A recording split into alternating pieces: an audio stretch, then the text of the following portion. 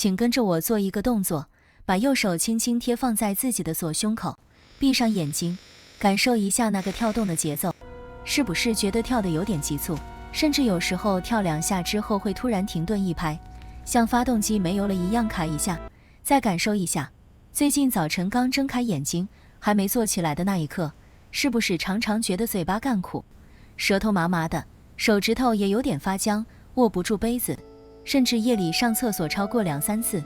每次尿完回到床上，心跳却莫名其妙的加速，让您久久无法入睡。如果这些状况您觉得似曾相识，千万别以为是睡眠质量差或者天气变化惹的祸，这是您的心脏在用它能发出的最后几声哑铃般沉闷的警报，拼命告诉您，体内那台老马达和全身的供水管线正在悄悄走向崩溃边缘。根据医学统计，台湾高达70%以上的中老年人至少有一项心脏或血糖方面的潜在风险，却完全不自知。其中最危险的群体，不是那些知道自己有问题的人，而是那些觉得自己身体还硬朗，每天能吃能睡，走路也不会喘的人。这种沉默的隐形炸弹，医界有一个非常精准的名字，叫做糖尿病并发心血管病变。它不像高血压那样偶尔会让您头晕，也不像骨折那样会立刻发出剧痛的警报。它是一种慢刀子割肉的微观破坏，从你每天餐桌上那碗白饭开始，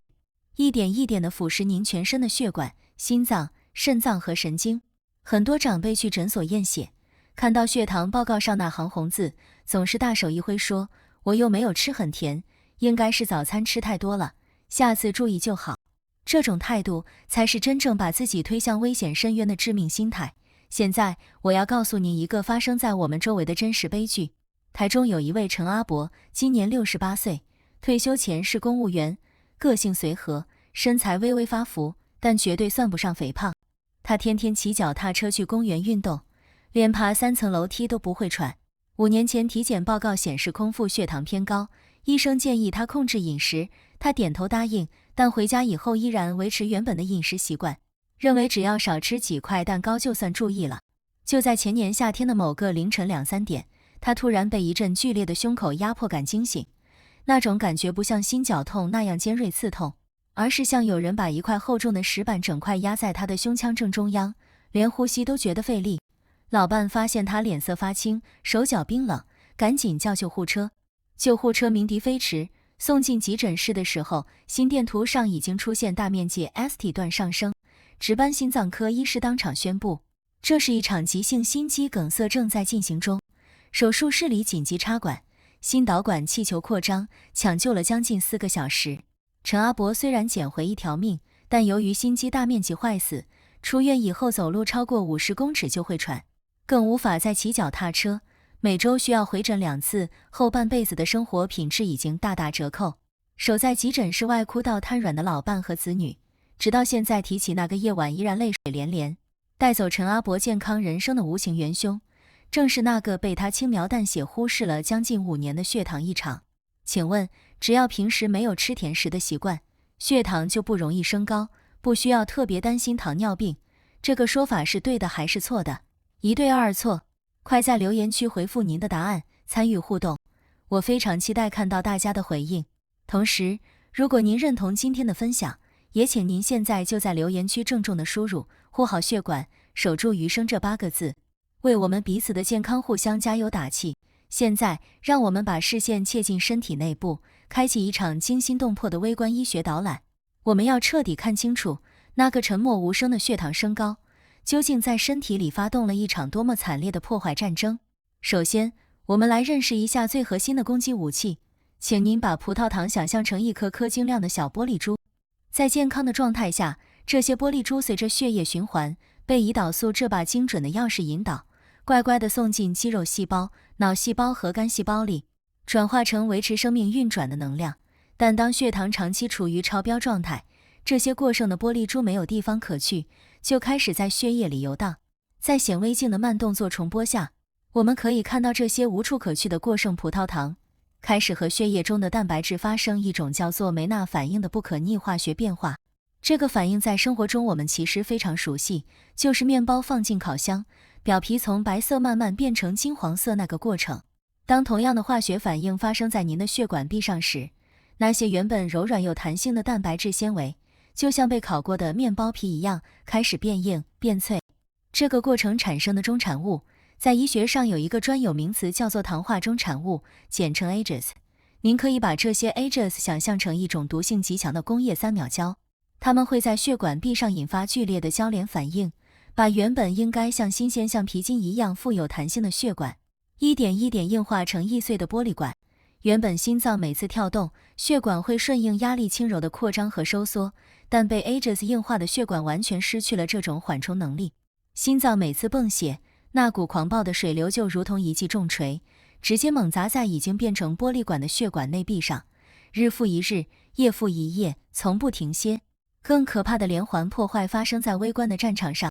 让我们把视角切换到血管内皮细胞的层面。血管最内层的内皮细胞，原本应该像一层高级丝绸那样光滑，保护着血液无障碍的流动。但当长期高浓度的血糖如消防高压水柱般冲刷时，内皮细胞在这种巨大的流体剪力下，表面开始出现无数个肉眼看不见的微小裂口。身体的免疫系统立刻察觉到这些受损的信号，紧急派出巨噬细胞前往修复。这本来是一件好事，然而在高血糖的环境下，血液中同时漂浮着大量被氧化变质的低密度脂蛋白，也就是我们俗称的坏胆固醇。那些感到受伤血管壁的巨噬细胞，像饥饿的清道夫一样疯狂地吞噬这些油脂垃圾，越吃越撑，越吃越胖，最后变成一颗颗被油脂撑死的泡沫细胞，永远嵌在血管壁的裂缝里。成千上万的泡沫细胞尸体堆积起来，连同血液中的钙质和纤维蛋白，形成了一块块坚硬的粥状斑块，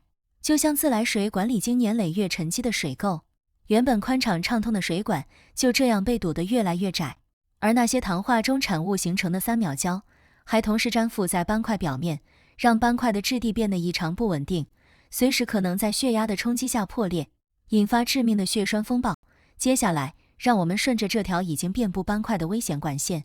来到身体里两颗最容易被高血糖悄悄蚕食的重要器官。第一站，心脏。我们必须彻底了解一个致命迷失，那就是很多长辈深信，只要平时有规律运动，心脏功能就一定没问题。血糖高一点只不过是饮食的问题，和心脏关系不大。这是一个会要人命的错误认知。我们的心脏这颗老马达，靠的是3条细如指头的冠状动脉来供给自己的氧气和养分。当血糖长期超标，冠状动脉的内壁同样会发生前面描述的那一系列微观浩劫，斑块一块一块地堆积，管腔越来越狭窄。在跨学科的血液流体力学视角下，当一条原本内径3毫米的冠状动脉被斑块堵到只剩1毫米，血流通过的截面积缩小到原来的1/9。根据物理学上的白努力定律，这意味着穿过这段狭窄通道的血流速度会骤然加快，同时旁边组织所承受的侧向压力却会骤然下降，形成一种局部的真空吸力。这股吸力会把那些不稳定的软斑块猛力地向血管中央拉扯。当斑块的外膜承受不住这股力量的时候，就会发生破裂，里面那些凝固的油脂和细胞碎片瞬间溢出，接触到血液中的凝血因子，在几分钟之内形成一颗堵死血管的血栓。这就是急性心肌梗塞发生的完整微观机制。那颗老马达在这一刻突然失去了供血，心肌细胞开始因为缺氧而发出凄厉的哀嚎，然后在数分钟内逐一走向坏死。高雄有一位64岁的林阿嬷，做了30年的传统市场小吃摊，每天清晨4点半就要起床备料，身体看起来壮得很。他8年前就被诊断出糖尿病，但因为一直没有明显不适，吃药有一搭没一搭，血糖控制时好时坏。他有一个习惯，就是忙了一早上之后，中午一定要吃1大碗卤肉饭加1碗贡丸汤，再配几块糖醋排骨，才觉得有力气撑过下午。某天正午收摊的时候，他突然觉得下巴莫名其妙的发酸，左手手臂从肩膀一路往下传来一股说不清楚是麻还是痛的怪异感觉。他原本以为是早上切菜切太久导致手臂酸痛，打算收拾完摊子回家睡午觉就好。就在他弯腰收拾摊车的那一刻，眼前一黑，整个人无声无息地软倒在市场的水泥地上。旁边的摊贩以为他是中暑，赶紧扶着他坐起来。救护车赶到时，林阿嬷脸色灰白，手脚冰凉，完全没有意识。送进急诊室的12导程心电图一挂上去，值班医师当场宣布，下臂合并又是心肌梗塞，必须立刻进手术室。林阿嬷虽然经过心导管手术救了回来，但心肌坏死的面积已经造成严重的心脏衰竭，出院以后只能靠药物维持。从此连续走路超过20步就会喘，小吃摊也只能含泪收掉，后半辈子只能坐在椅子上，由儿女轮流照顾。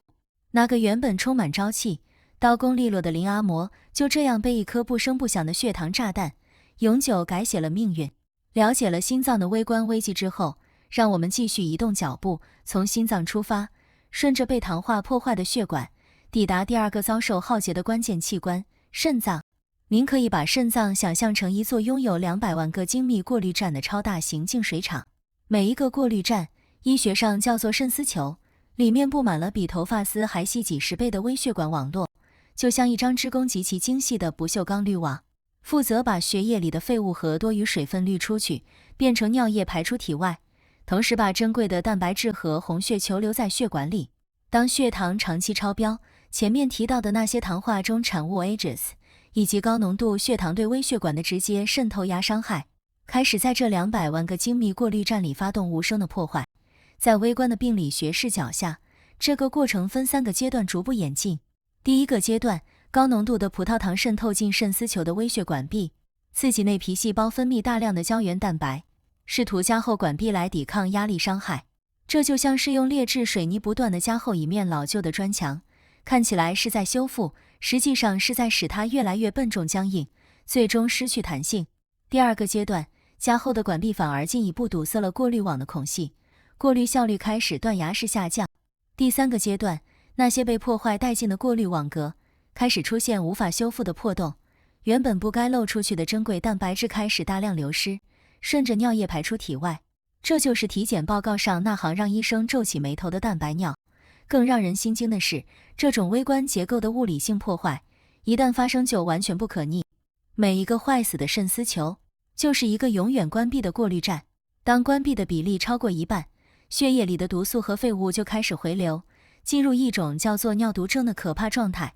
那时候才不得不走向每周3天，每次4小时，一躺就是一辈子的血液透析，也就是洗肾。台湾的洗肾发生率常年高居全球前列，糖尿病正是把无数长辈推上透析台的最大帮凶。除了心脏和肾脏，高血糖的微观战火还会沿着神经纤维这条隐秘的战线悄悄蔓延，形成一种比疼痛更难以忍受的折磨，那就是糖尿病神经病变。我们要再次揭开一个长辈普遍存在的致命迷失。很多长辈觉得手脚偶尔麻木或者没有感觉，是因为睡觉姿势不对压到了神经，或者是年纪大了血液循环变差，躺一躺或者拍打一下就会好，不需要大惊小怪。这个认知极度危险。让我们再次进入微观世界，看看神经到底经历了什么。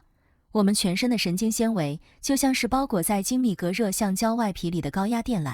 这层橡胶外皮在医学上叫做髓鞘，它的主要成分是脂肪，负责让神经传导的电信号快速且精准地传递到目的地，不会漏电。当血糖长期超标，血液里过剩的葡萄糖会渗进髓鞘内部，在那里发生一连串复杂的代谢紊乱。其中最具破坏力的是一种叫做多元醇代谢途径的异常反应，大量的山梨醇在神经细胞内积累，像一块吸满水的海绵，让神经细胞发生渗透压性肿胀，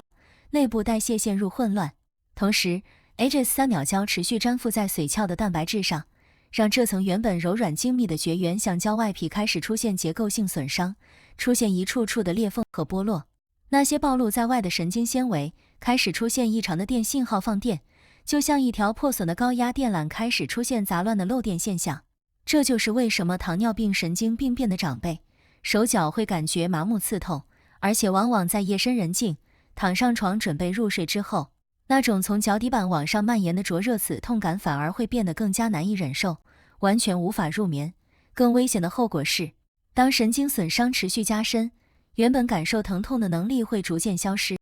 这听起来好像是好事，但实际上是最大的噩梦。因为疼痛是我们身体最原始的自我保护警报系统，一旦这套系统失灵，脚底板踩到钉子，夹到铁片，穿了磨脚的新鞋走出了血泡，您完全感觉不到。伤口在您毫不知情的状态下持续恶化，加上糖尿病导致的免疫功能低下和微血管循环障碍，伤口无法愈合，细菌大量繁殖，进入骨髓，形成坏疽。这就是为什么在加护病房里，我们经常看到那些血糖控制不佳的长辈，有时候只是一个小小的脚趾甲破皮，最后竟然走向截肢的悲惨结局。看到这里，我想再带您走进另一个让人揪心的真实场景。台南有一位71岁的黄老先生，退休前是中学老师，衣食简朴，一生从未有过大病。10年前确诊糖尿病之后，起初乖乖吃药，血糖控制得不错，但大约在3年前，他开始听信社区里一位邻居的建议，认为每天吃素食、练气功就能从根本上调理身体，西药吃了只会有副作用，不如逐渐减量直到停掉。于是他背着家人，把医生开的降血糖药和降血脂药全部自行停用了将近2年。表面上他每天精神奕奕，练气功、爬山，完全看不出任何异状。直到去年冬天，他开始注意到自己的右脚大拇指颜色越来越深，从粉红色慢慢变成暗紫色，摸起来皮肤冰凉，完全没有痛感。他以为是冬天穿太多鞋子导致血液不循环，就用热水袋去烫那只脚，想把血液烫热一点。没想到正是这个举动，让原本已经脆弱不堪的皮肤直接出现了大面积的烫伤水泡。水泡在他不知情的状态下破裂感染，短短2周之内，整个脚趾头开始变黑腐烂，散发出难以形容的异味。送进医院的时候，血管外科医师看了断层扫描之后，告诉家属，右脚从脚踝以下的血管几乎全部阻塞坏死，如果不立刻截肢，坏疽引起的败血症会在48小时内夺走老先生的生命。手术在当天晚上紧急进行，黄老先生从此失去了右脚。那个原本还在爬山健走的老教师，只因为轻信了一个停药的错误迷思，从此坐上了轮椅，再也无法登上他热爱的山顶远眺夕阳。看完这些真实发生在我们身边的悲剧，您是否感到背脊一阵寒意？那些看似平淡无奇的日常习惯，那些觉得自我感觉良好的心理侥幸，那些宁可相信偏方也不肯按时服药的固执，全都是一步步把自己和家人推向深渊的看不见的杀手。但我们今天在这里说这些，不是要让您陷入绝望和恐惧，而是要把主动权还给您。接下来，请跟着我一起，把每一个危险的迷失彻底翻转过来，建立一套真正能够保命的正确认知和行为系统。建立这套保命系统的第一件事，是彻底改变您对主食的认知。很多长辈觉得自己吃的是传统饮食，3餐就是1碗白饭、1碗稀饭，怎么可能不健康？殊不知，精白米和精白面条在食品加工过程中已经把纤维、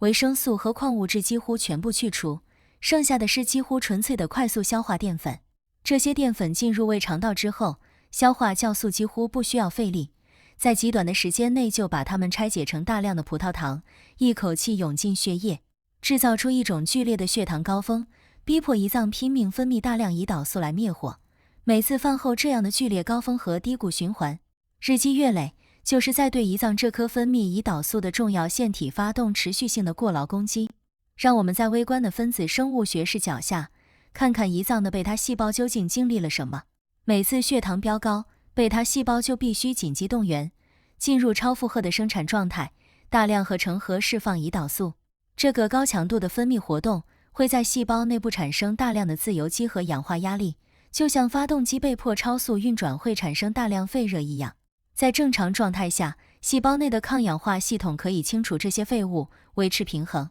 但当血糖长期超标，这个清除系统应付不来，贝塔细胞就开始在氧化压力下逐渐凋亡，功能正常的贝塔细胞越来越少，胰岛素的分泌量越来越不够用，血糖就越来越难以控制，形成一个无法逆转的恶性循环。因此，把餐盘里的白米饭替换成糙米、五谷饭、藜麦或者以地瓜为主的根茎类，就是在从源头拆解这个恶性循环的第一个关键步骤。这些全谷类食物里丰富的膳食纤维，就像是在肠道里铺设了一层缓冲垫，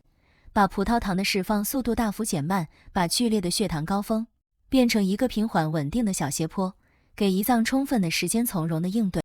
保命系统的第二件事，是确保每餐餐盘上有足够的优质蛋白质。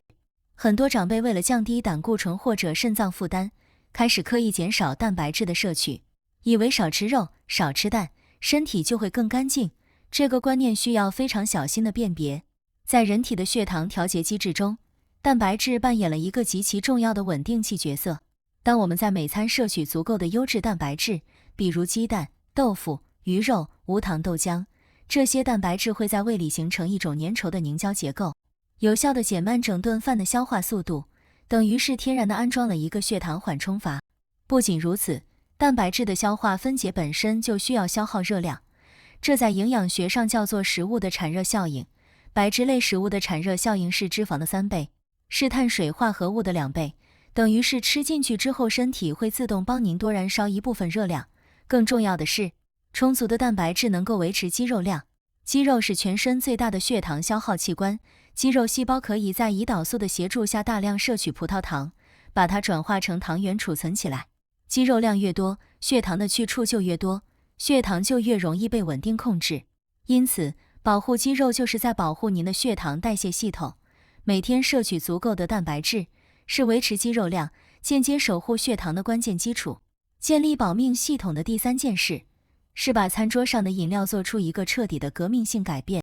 台湾的饮食文化里有一个普遍的习惯，就是吃饭的时候喜欢配一杯热热的米汤、甜豆浆、传统酸梅汁，或者饭后来一杯甜度十足的珍珠奶茶。很多长辈觉得这些饮料喝起来没有很甜，应该不会有什么大影响。但在食品分析化学的视角下，那杯看起来只是淡淡甜味的酸梅汁，往往含有超过20公克的添加糖。这20公克的糖，因为是液态形式，跳过了消化的缓冲机制，直接从小肠被吸收进血液，在15到20分钟之内制造出一个比吃一碗白饭还要剧烈的血糖高峰。这种液态糖的冲击，对已经疲惫不堪的胰脏贝塔细胞来说，等于是在疲惫的马拉松选手已经快跑不动的时候，再强迫他冲刺100公尺。而白开水和无糖绿茶则是完全没有这种负担。无糖绿茶里含有的儿茶素，在多项医学研究中显示，能够在细胞的信号传导层面，轻微提升胰岛素受体的敏感度，让细胞对胰岛素的响应更加灵敏，等于是帮胰岛素这把钥匙，把细胞门上的锁孔润滑得更顺畅一些。因此，把每天那杯含糖饮料换成白开水或无糖茶，是最低成本、零副作用的护糖行动。完成了饮食方面的3大调整之后，第4件必须做到的事，是建立一套规律的肌肉训练习惯。我要再次强调，对于血糖偏高的长辈来说，只有走路是不够的。走路确实是很好的有氧运动，能够改善心肺功能和血管弹性，但它对于肌肉量的维持效果非常有限。真正能够大幅提升血糖代谢效率的，是抗阻力训练，也就是我们俗称的重量训练或肌力训练。很多长辈一听到重量训练，立刻摇头，觉得那是年轻人去健身房举铁的事情，老骨头哪经得起这种折腾。这个认知需要彻底颠覆。我们不是要您去举100公斤的杠铃，适合长辈的抗阻力训练，可以是每天扶着椅背做20下深蹲，或者用装满水的保特瓶做手臂弯举，或者利用自身体重在床边做腿部伸直举起的练习。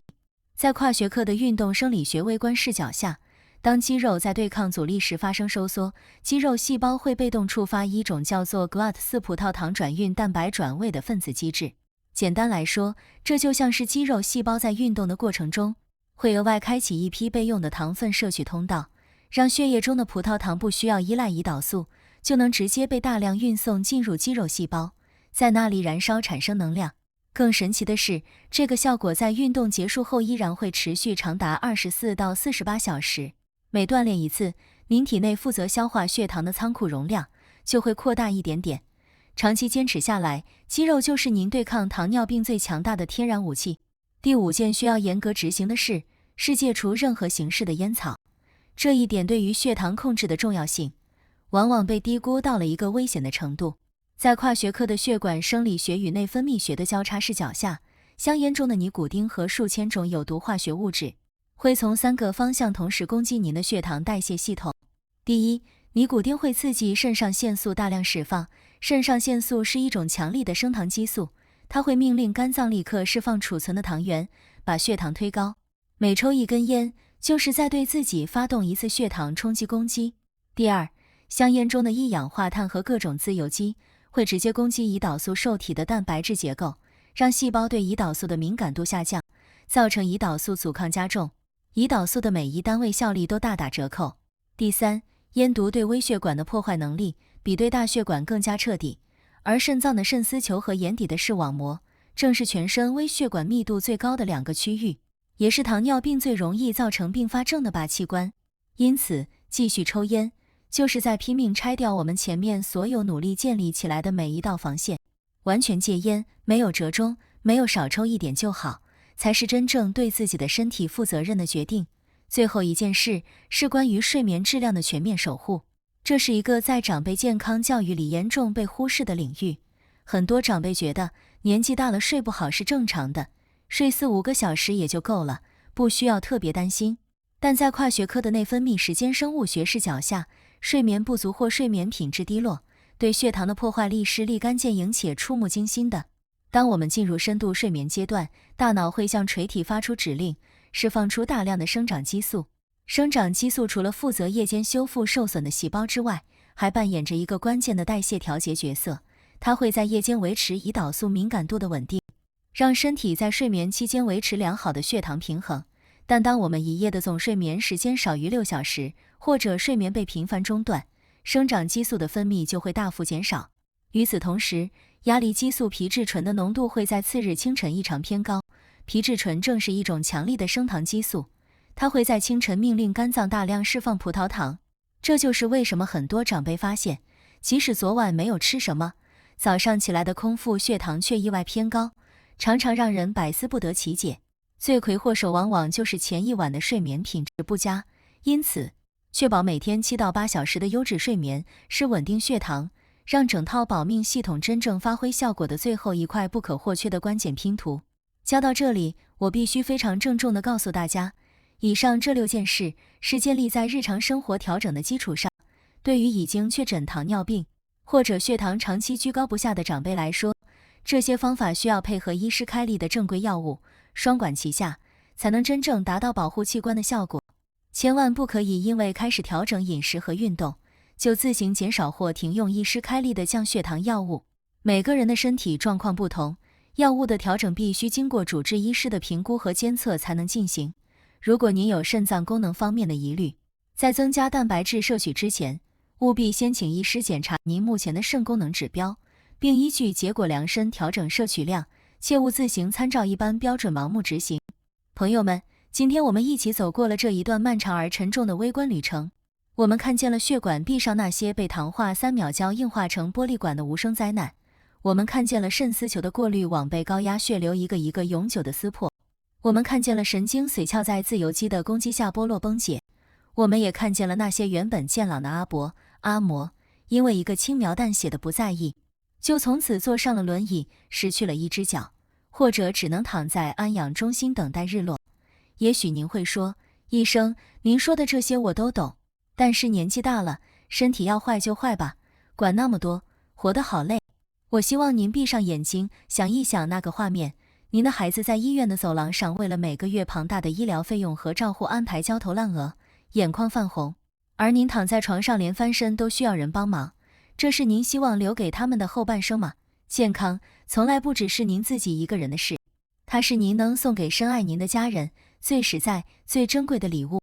改变从来不嫌晚，哪怕您的血管已经有了伤痕，只要从今天这一餐开始，把白米饭换成糙米，把那杯甜饮料换成白开水，下午出门多走几步，您身体内部那些沉默的修复力量就会悄悄地被唤醒，开始工作。